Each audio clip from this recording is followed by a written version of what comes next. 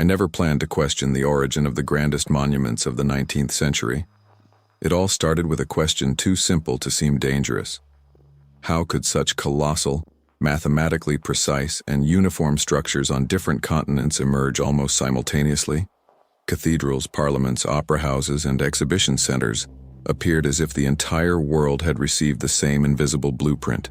And the more I observed, the harder it became to accept that this was merely a historical coincidence. I wasn't looking for Tartary. I was analyzing old architectural plans, comparing proportions, studying documented construction methods. The official narrative seemed solid. Industrial revolution, advancement of steel, accelerated urban growth. But when I started to overlay dates, something didn't fit. The speed of construction didn't correspond to the complexity of the works. The logistics required to transport tons of ornamented stone across oceans weren't described with the same precision as the decorative details of the facades. The old photographs showed practically complete structures in stages that should have been initial. There was none of the chaotic progression typical of large-scale works. There were no decades of improvised additions. Instead, buildings emerged with impeccable symmetry, perfectly set domes, towers aligned with geometric precision. It was as if they were being assembled from ready-made components following a previous model. Chicago, Vienna, Budapest, St. Petersburg, Buenos Aires. Cities separated by oceans and distinct cultures presented the same monumental impulse in the same historical window, the same taste for massive domes, the same pattern of colossal columns, the same type of deep and elaborate subsoil beneath public buildings. It wasn't just style, it was structural repetition. The common explanation attributes everything to industrial enthusiasm. But enthusiasm doesn't produce such precise global uniformity. 19th century engineers weren't connected by instantaneous transmissions of three-dimensional designs. Technical drawings crossed oceans slowly. Yet, we see almost identical alignments, repeated proportions, similar construction methods emerging simultaneously.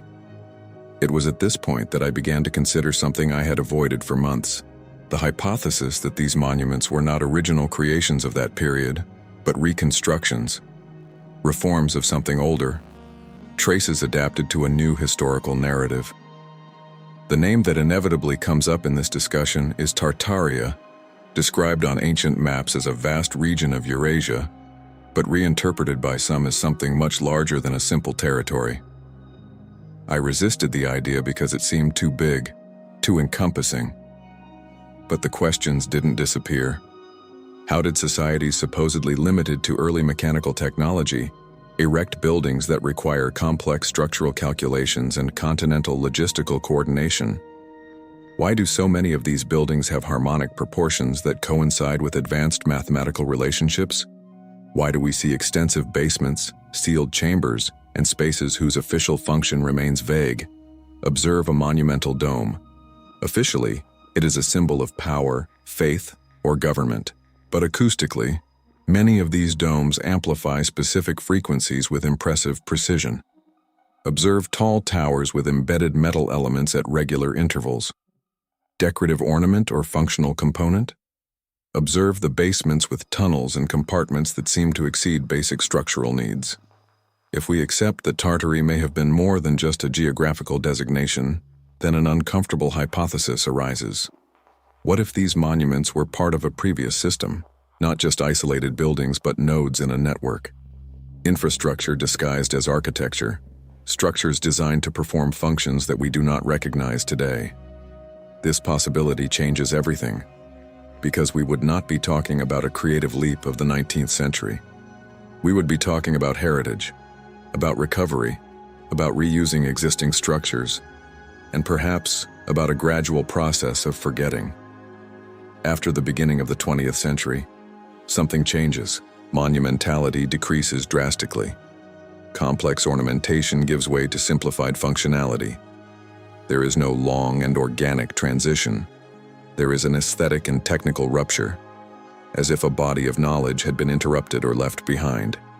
I am not claiming that we have conclusive proof, but I am claiming that the questions are legitimate.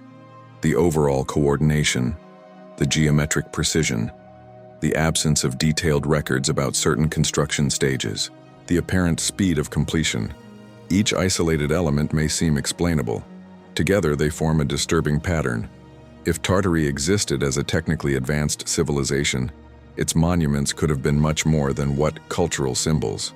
They could have been devices, calibrated structures, components of something larger that we don't fully understand, perhaps an energy system, perhaps an atmospheric system, perhaps something whose function was lost when the context disappeared. What if the 19th century builders weren't absolute inventors but restorers? What if the real question isn't how they built from scratch, but how they relearned to use what was already there? This shift in perspective completely changes the narrative. When you look at these structures today, they seem silent, static, monuments of stone and metal.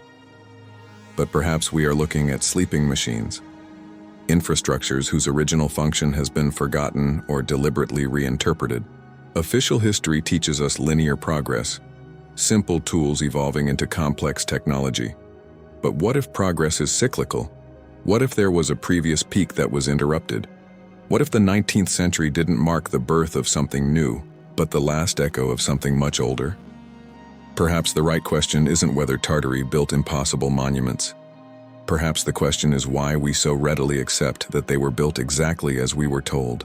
And what happens when we start looking at these structures not as decorative art, but as physical evidence of a different history? When I started analyzing the foundations of these buildings, I realized something even more intriguing. Many of them don't start at street level. They descend 2, 3, sometimes 4 underground levels before reaching what we call the structural base. Officially, they are basements, technical areas, storage areas. But the scale of these spaces contradicts this explanation. Tunnels too wide for simple storage. Chambers with elaborate arches hidden beneath public buildings. Corridors that lead nowhere according to modern plans. In several cities, these basements seem older than the upper parts. The lower masonry shows different wear. The geometry is even more precise, as if what we see above ground were just a layer added later, renovations on a pre-existing infrastructure.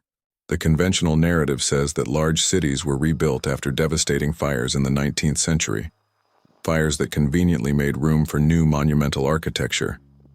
But when examining photographs taken after these events, something stands out. The new buildings appear too quickly, too complex, too symmetrical. There are no records compatible with the time it would take to extract, carve, transport, and erect such a quantity of ornate material. And then there is standardization. Columns with identical proportions on different continents, domes with the same structural profile, towers with similar terminations, often finished with pointed metal elements. The common explanation points to the influence of the European neoclassical style. But style does not explain detailed structural uniformity. Cultural influence does not produce almost replicated geometric alignments. I started comparing old architectural plans available in public archives. Many are copies of copies, few are originals. And curiously, the in-depth technical details about foundation and assembly methods rarely appear complete. There are extensive ornamental descriptions.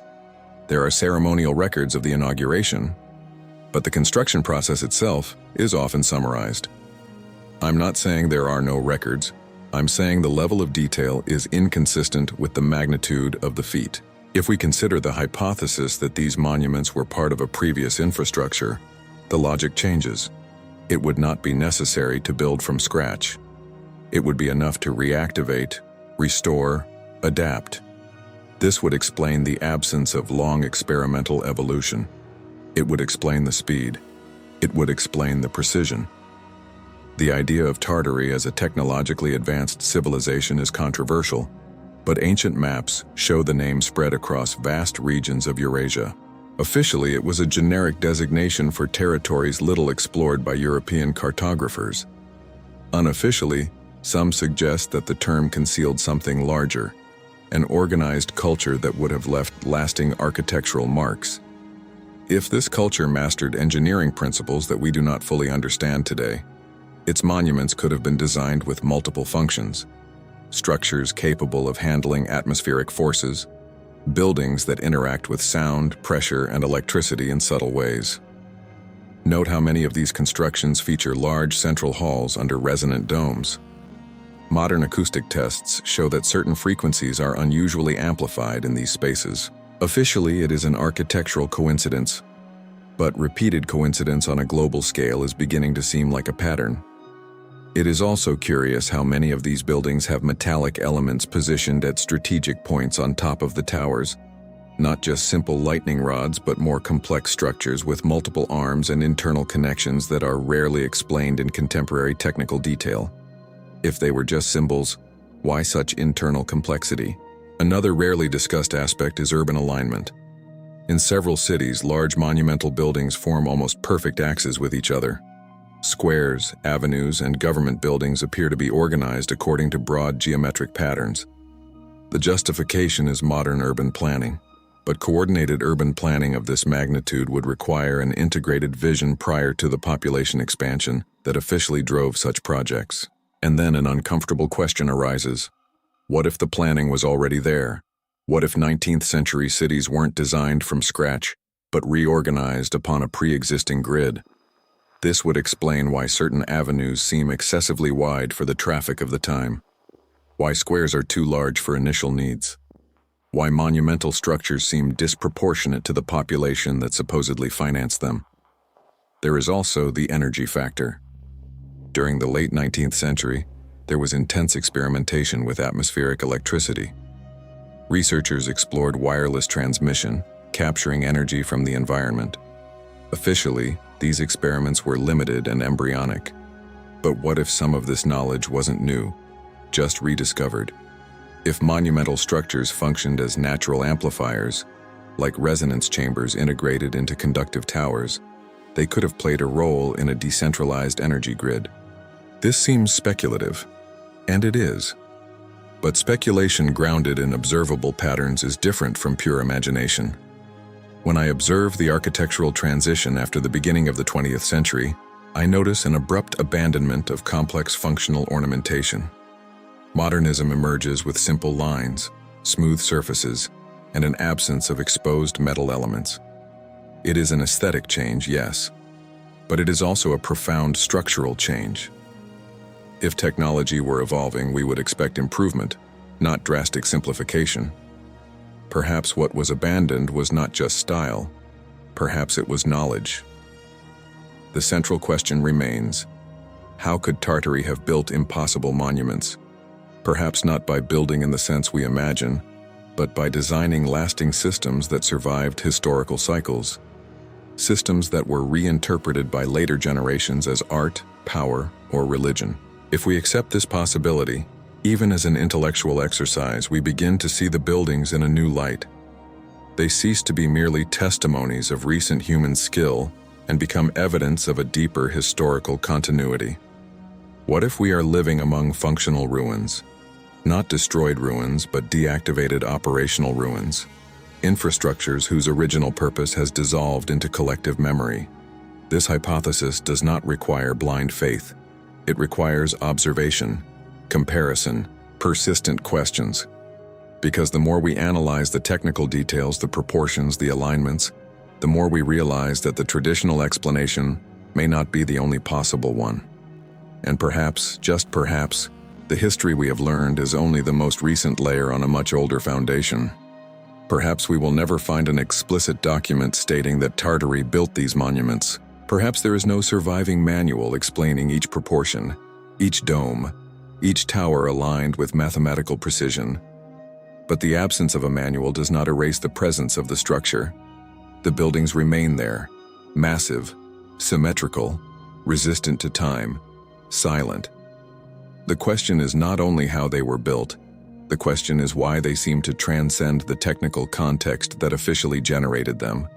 Why they emerge in global synchronicity, why they share such consistent geometric patterns, why so many structural details remain little discussed while the ornamentation receives all the historical attention. If Tartary was just a broad name for unknown territories, then all this is an extraordinary architectural coincidence.